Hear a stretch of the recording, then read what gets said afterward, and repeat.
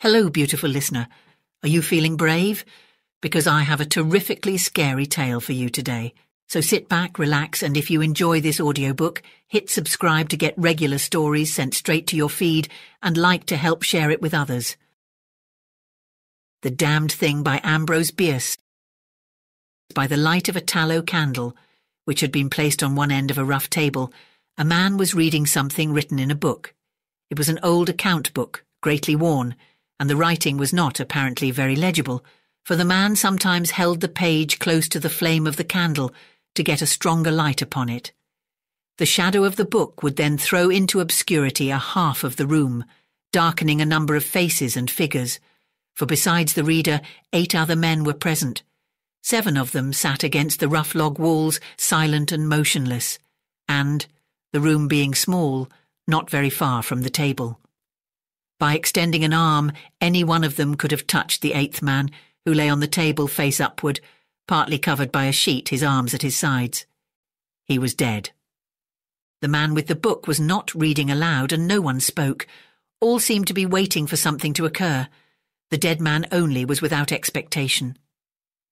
From the blank darkness outside came in through the aperture that served for a window all the ever-unfamiliar noises of night in the wilderness, the long, nameless note of a distant coyote, the stilly, pulsing thrill of tireless insects in trees, strange cries of night birds, so different from those of the birds of day, the drone of great blundering beetles, and all that mysterious chorus of small sounds that seem always to have been but half heard when they have suddenly ceased, as if conscious of an indiscretion.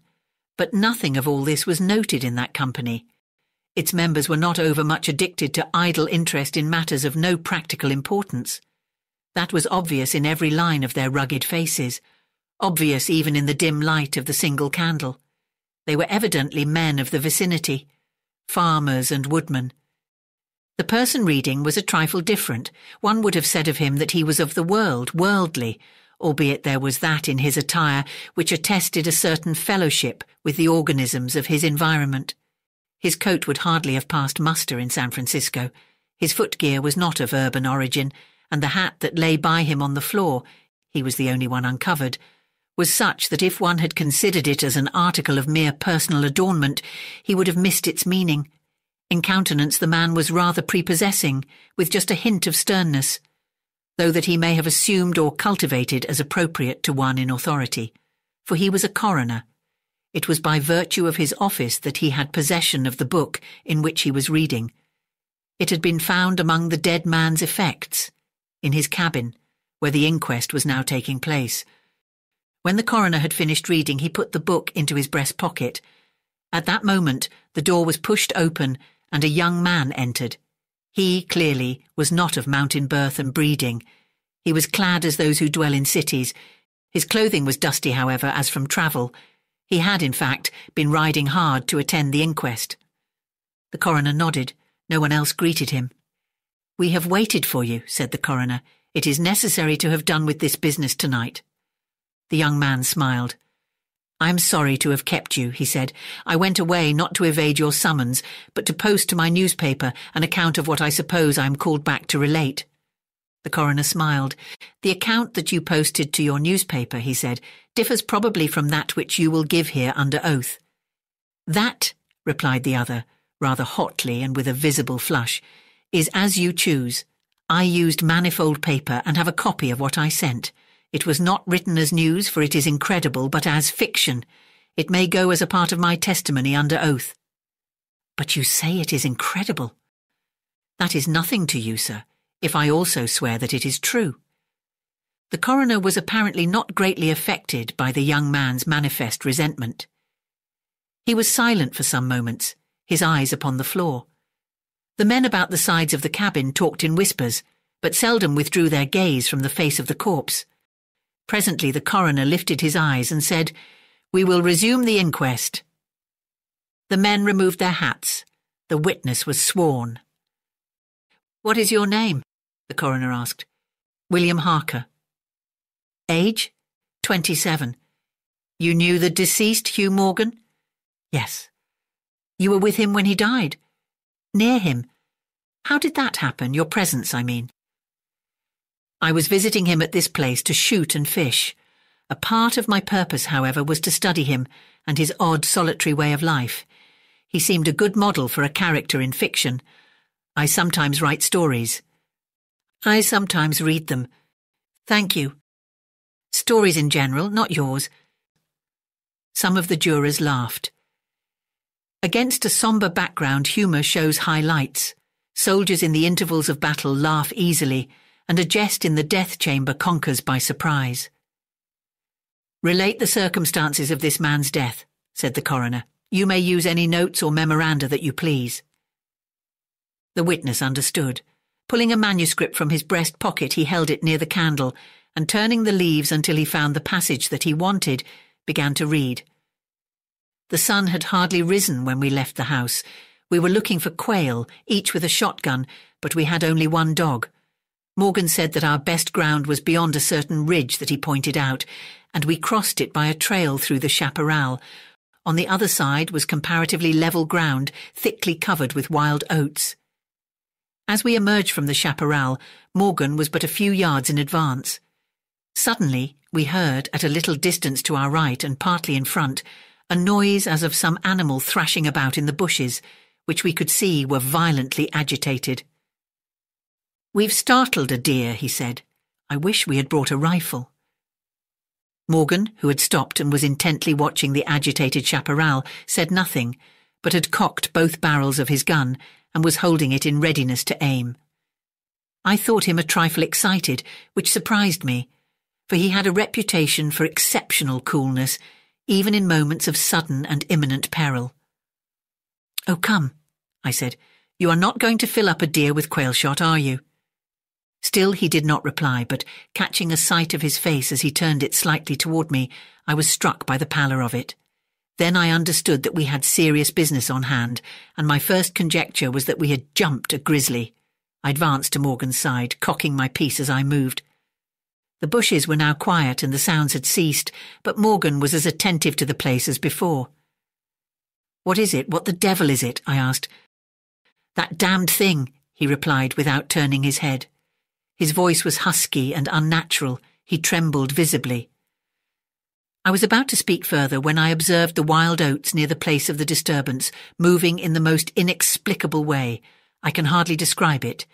It seemed as if stirred by a streak of wind, which not only bent it but pressed it down, crushed it so that it did not rise, and this movement was slowly prolonging itself directly toward us. Nothing that I had ever seen had affected me so strangely as this unfamiliar and unaccountable phenomenon, yet I am unable to recall any sense of fear. I remember, and tell it here because, singularly enough, I recollected it then, that once in looking carelessly out of an open window, I momentarily mistook a small tree close at hand for one of a group of larger trees at a little distance away. It looked the same size as the others, but being more distinctly and sharply defined in mass and detail, seemed out of harmony with them. It was a mere falsification of the law of aerial perspective, but it startled, almost terrified me. We so rely upon the orderly operation of familiar natural laws that any seeming suspension of them is noted as a menace to our safety, a warning of unthinkable calamity. So now the apparently causeless movement of the herbage and the slow, undeviating approach of the line of disturbance were distinctly disquieting. My companion appeared actually frightened, and I could hardly credit my senses when I saw him suddenly throw his gun to his shoulders and fire both barrels at the agitated grass. Before the smoke of the discharge had cleared away, I heard a loud savage cry, a scream like that of a wild animal, and flinging his gun upon the ground, Morgan sprang away and ran swiftly from the spot. At the same instant I was thrown violently to the ground by the impact of something unseen in the smoke, some soft, heavy substance that seemed thrown against me with great force. Before I could get upon my feet and recover my gun, which seemed to have been struck from my hands, I heard Morgan crying out as if in mortal agony, and mingling with his cries were such hoarse, savage sounds as one hears from fighting dogs. Inexpressibly terrified, I struggled to my feet and looked in the direction of Morgan's retreat, and may heaven in mercy spare me from another sight like that. At a distance of less than 30 yards was my friend down upon one knee, his head thrown back at a frightful angle, hatless, his long hair in disorder and his whole body in violent movement from side to side, backward and forward. His right arm was lifted and seemed to lack the hand, at least I could see none. The other arm was invisible. At times, as my memory now reports this extraordinary scene, I could discern but a part of his body. It was as if he had been partly blotted out. I cannot otherwise express it. Then a shifting of his position would bring it all into view again. All this must have occurred within a few seconds, yet in that time Morgan assumed all the postures of a determined wrestler vanquished by superior weight and strength. I saw nothing but him, and him not always distinctly. During the entire incident his shouts and curses were heard, as if through an enveloping uproar of such sounds of rage and fury as I had never heard from the throat of man or brute. For a moment only I stood irresolute, then, throwing down my gun, I ran forward to my friend's assistance. I had a vague belief that he was suffering from a fit or some form of convulsion. Before I could reach his side he was down and quiet. All sounds had ceased, but with a feeling of such terror as even these awful events had not inspired, I now saw the same mysterious movement of the wild oats prolonging itself from the trampled area about the prostrate man toward the edge of a wood. It was only when it had reached the wood that I was able to withdraw my eyes and look at my companion. He was dead. The coroner rose from his seat and stood beside the dead man. Lifting an edge of the sheet, he pulled it away, exposing the entire body, altogether naked, and showing in the candle light a clay-like yellow. It had, however, broad maculations of bluish-black, obviously caused by extravasated blood from contusions. The chest and sides looked as if they had been beaten with a bludgeon. There were dreadful lacerations. The skin was torn in strips and shreds. The coroner moved round to the end of the table and undid a silk handkerchief which had been passed under the chin and knotted on the top of the head. When the handkerchief was drawn away, it exposed what had been the throat. Some of the jurors who had risen to get a better view repented their curiosity and turned away their faces. Witness Harker went to the open window and leaned out across the sill, faint and sick. Dropping the handkerchief upon the dead man's neck, the coroner stepped to an angle of the room and from a pile of clothing produced one garment after another, each of which he held up a moment for inspection. All were torn and stiff with blood. The jurors did not make a closer inspection. They seemed rather uninterested. They had, in truth, seen all this before, the only thing that was new to them being Harker's testimony. "Gentlemen," the coroner said, "we have no more evidence, I think. Your duty has been already explained to you. If there is nothing you wish to ask, you may go outside and consider your verdict." The foreman rose, a tall, bearded man of 60, coarsely clad. "I should like to ask one question, Mr. Coroner," he said. "What asylum did your last witness escape from?" "Mr. Harker," said the coroner gravely and tranquilly, "from what asylum did you last escape?" Harker flushed crimson again but said nothing, and the 7 jurors rose and solemnly filed out of the cabin. "If you have done insulting me, sir," said Harker, as soon as he and the officer were left alone with the dead man, "I suppose I'm at liberty to go?" "Yes." Harker started to leave but paused, with his hand on the door latch. The habit of his profession was strong in him, stronger than his sense of personal dignity. He turned about and said, "The book that you have there, I recognize it as Morgan's diary. You seemed greatly interested in it. You read in it while I was testifying. May I see it? The public would like—" "The book will cut no figure in this matter," replied the official, slipping it into his coat pocket. "All the entries in it were made before the writer's death." As Harker passed out of the house, the jury re-entered and stood about the table on which the now covered corpse showed under the sheet with sharp definition.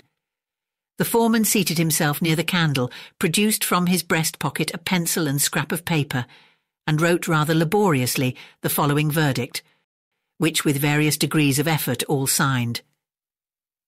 "We the jury do find that the remains come to their death at the hands of a mountain lion, but some of us thinks all the same they had fits." In the diary of the late Hugh Morgan are certain interesting entries having, possibly, a scientific value as suggestions. At the inquest upon his body, the book was not put in evidence. Possibly the coroner thought it not worthwhile to confuse the jury. The date of the first of the entries mentioned cannot be ascertained. The upper part of the leaf is torn away. The part of the entry remaining is as follows. Would run in a half circle, keeping his head turned always toward the centre, and again he would stand still, barking furiously. At last he ran away into the brush as fast as he could go. I thought at first that he had gone mad, but on returning to the house found no other alteration in his manner than what was obviously due to fear of punishment. Can a dog see with his nose? Do odours impress some olfactory centre with images of the thing emitting them? Sep. 2nd. Looking at the stars last night as they rose above the crest of the ridge east of the house, I observed them successively disappear, from left to right. Each was eclipsed but an instant, and only a few at the same time, but along the entire length of the ridge all that were within a degree or two of the crest were blotted out. It was as if something had passed along between me and them, but I could not see it, and the stars were not thick enough to define its outline. I don't like this. Several weeks' entries are missing, 3 leaves being torn from the book. Sept. 27th. It has been about here again. I find evidences of its presence every day. I watched again all of last night in the same cover, gun in hand, double charged with buckshot. In the morning, the fresh footprints were there as before, yet I would have sworn that I did not sleep. Indeed, I hardly sleep at all. It is terrible, insupportable. If these amazing experiences are real, I shall go mad. If they are fanciful, I am mad already. The 3rd of October. I shall not go. It shall not drive me away. No, this is my house, my land. God hates a coward. October 5th. I can stand it no longer. I have invited Harker to pass a few weeks with me. He has a level head. I can judge from his manner if he thinks me mad. October 7th. I have the solution of the problem. It came to me last night, suddenly, as by revelation. How simple, how terribly simple. There are sounds that we cannot hear. At either end of the scale are notes that stir no chord of that imperfect instrument, the human ear. They are too high or too grave. I have observed a flock of blackbirds occupying an entire treetop, the tops of several trees, and all in full song. Suddenly, in a moment, at absolutely the same instant, all spring into the air and fly away. How? They could not all see one another. Whole treetops intervened. At no point could a leader have been visible to all. There must have been a signal of warning or command, high and shrill above the din, but by me unheard. I have observed, too, the same simultaneous flight when all were silent, among not only blackbirds, but other birds. Quail, for example, widely separated by bushes, even on opposite sides of a hill. It is known to seamen that a school of whales basking or sporting on the surface of the ocean, miles apart, with the convexity of the earth between them, will sometimes dive at the same instant, all gone out of sight in a moment.